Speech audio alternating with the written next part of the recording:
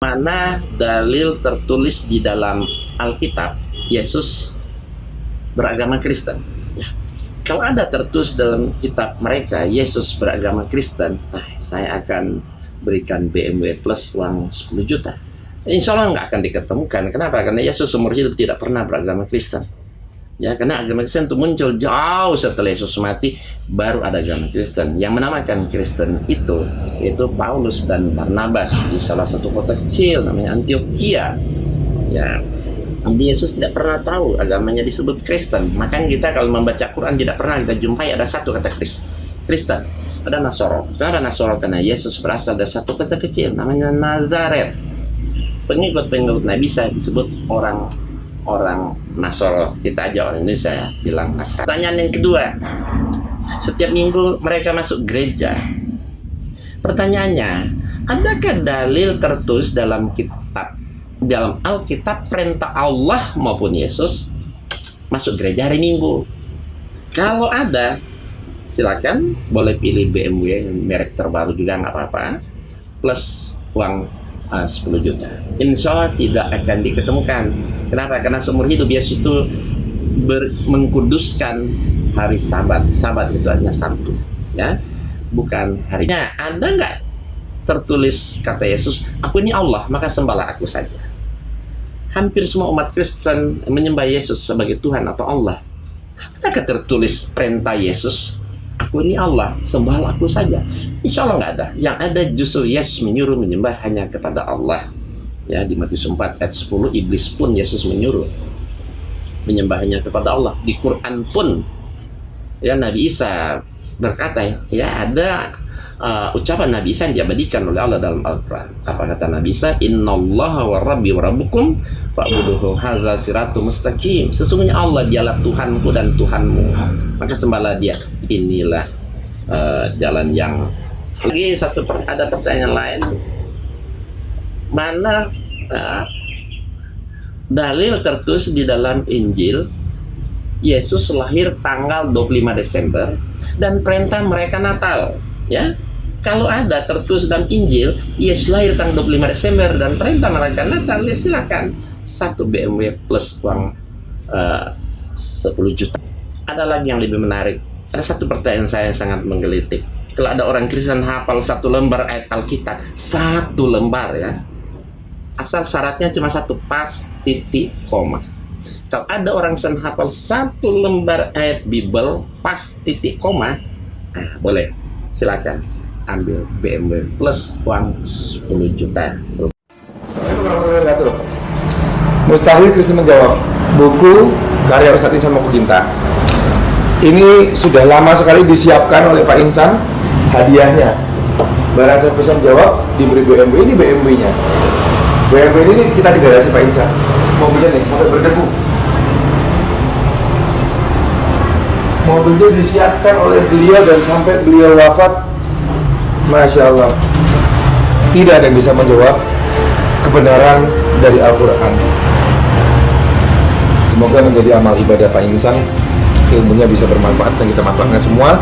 Terbukti sampai hari akhirnya beliau yang sudah bisa khotimah, Masya Allah, mobilnya pun tidak ada yang bisa mengambil dan tidak bisa jawab. Barakallah Pak Insan.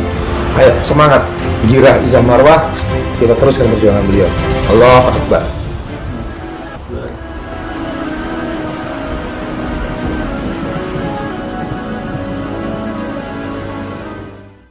Bismillah.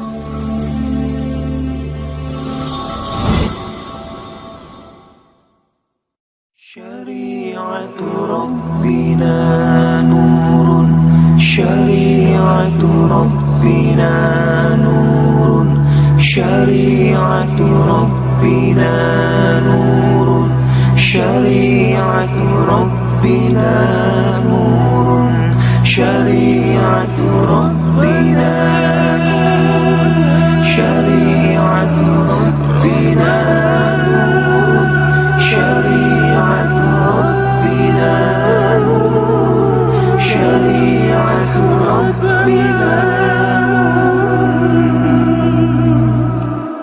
syari'atu Rabbina nurun, bihi به نسمو على النجم به نحيا بلا ذل حياة الأمن والسلم ودولتنا لقد قامت على الإسلام في ختم ورغم جهادها.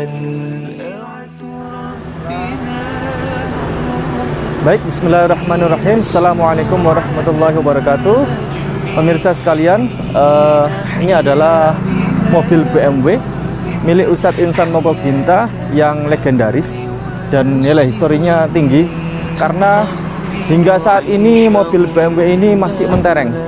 Hingga beliau sudah meninggal, masih belum ada yang bisa menjawab satupun pertanyaan yang ada di buku ini.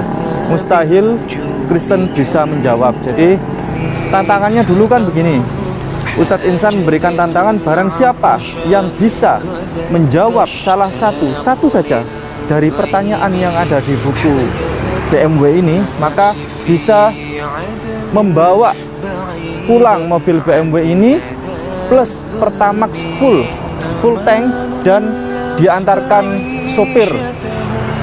oleh sopirnya Ustadz Insan Mokoginta ke rumah orang yang bisa menjawab tersebut. Nah, ini mari kita kalau ingin tahu lebih dalam ya tentang mobil ini, kita masuk ke dalam ya. Baik, monggo.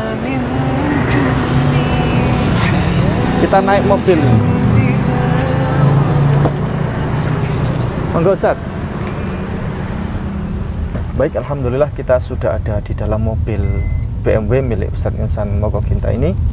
Nah, ini kenapa legendaris mobil ini? Karena dari buku ini. Ini buku yang versi pertama dulu, paling awal. Berhadiah mobil BMW, mustahil Kristen bisa menjawab. Kemudian ini versi yang baru. Beliau sebelum meninggal ini beliau menerbitkan ulang yang terbaru. Mustahil Kristen bisa menjawab ya. Berhadiah mobil BMW, mustahil Kristen bisa menjawab. Kalau ini yang versi bahasa Inggris ya. Impossible for Christians to answer ya. Grand Prize BMW. Jadi beliau mengapa kok membuat ke versi yang bahasa Inggris? Artinya apa? Beliau menantang ke seluruh orang Kristen di seluruh dunia. Jadi beliau akhirnya membuat yang versi bahasa Inggris. Dan hingga saat ini pun tidak ada yang mampu bisa menjawab terkait satu saja pertanyaan yang ada di buku ini. Maka Ustadz Insan bersedia merelakan BMW ini disuruh bawa pulang, plus Pertamax full tank plus sopirnya. Jadi plus sopirnya juga. Jadi sopirnya nganterkan mobil ini ke rumah orang yang bisa berhasil menjawab tersebut. Nah, di dalam mobil ini kita bersama Mbak Cici sama Mas Irwan, suaminya Mbak Cici. Mbak Cici ini adalah putri kandung dari Ustadz Insan Mokoginta yang pertama. Nah, ini seperti ini kondisi mobilnya. Bisa kita lihat ya. Mbak Cici, ini Ustadz Insan beli mobil ini tahun berapa Mbak Cici? Kalau belinya saya kurang inget ya. Tapi ini sudah BMW versi yang kedua kalau nggak salah. Ya. Yang pertamanya pernah ada dijual, lalu beli lagi BMW lagi karena ada buku itu. Ya. Tapi sudah lama sih, sudah lebih 5 tahun kalau yang ini. Ya. Mobil ini jarang dipakai ya Mbak Cici? Ini mobil favoritnya Bapak. Jadi Bapak aja yang suka pakai. Anak-anaknya nggak pernah pakai ini ya? Jarang. Emang nyaman ya Mbak Cici ya untuk dikendarai? Lo mobil Eropa. Mobil Eropa ya Mas ya. Ustadz Insan pernah ngomong apa tentang mobil ini ke Mbak Cici? Apa yang dulu pernah disampaikan? Yang paling ingat mobil ini jangan sampai dijual. Yang paling ingat ya? Kalau waktu dia masih ada mobil ini dia nggak mau jual, bukan jangan sampai mobil ini nggak mau dijual sama dia. Tapi kalau kata Bapak jangan dijual mobil ini karena ada historinya, terus ada bukunya juga sebagai bukti kalau misalnya memang benar-benar ada mobilnya untuk dijadikan hadiah. Iya.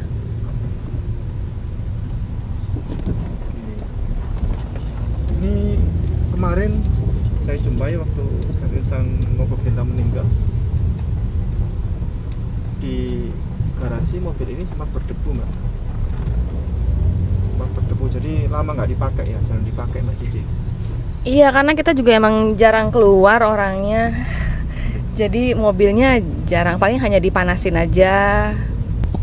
Karena Ustadz Insan Mokoginta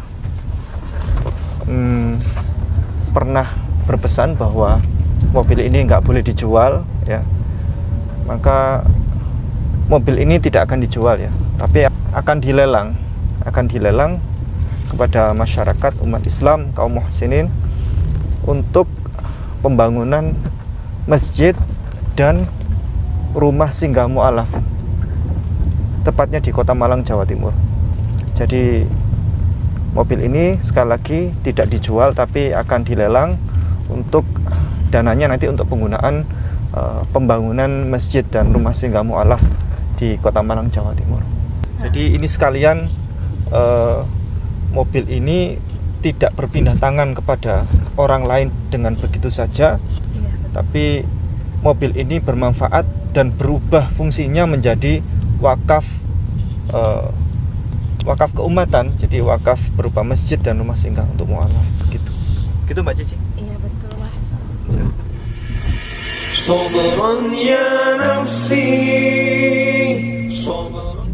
Iya, sebenarnya Bapak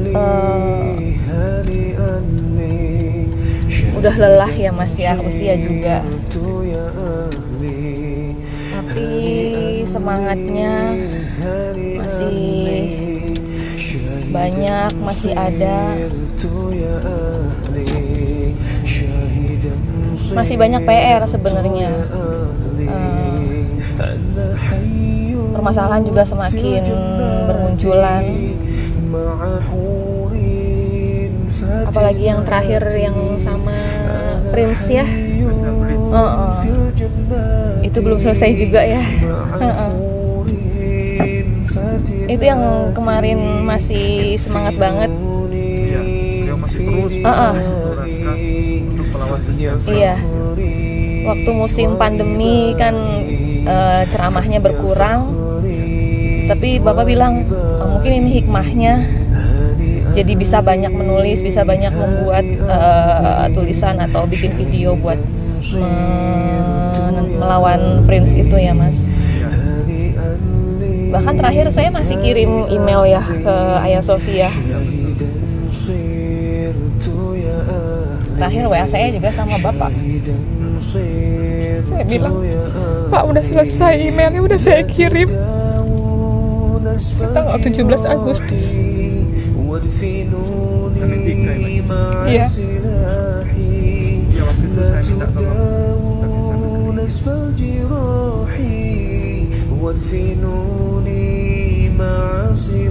Itu aja Mas. Beliau berjanji kepada saya bahwa beliau akan keliling ke seluruh Indonesia. Bahkan jadwalnya itu sudah tersusun rapi. Beliau akan berkeliling ke seluruh Indonesia mulai dari barat sampai timur. WA-nya itu ada di saya. Beliau menjadwalkan rapi sekali. Iya. Beliau akan berceramah dan tidak mau dibayar. Sudah nggak usah bayar saya. Dan saya yang paling sering bilang udah sih istirahat gitu ya Mas ya. Tapi mau gimana, itu kan kebaikannya. Saya paling sering tentang udah jangan pergi dulu, istirahat gitu. Tapi ya dia suka seperti itu ya sudah.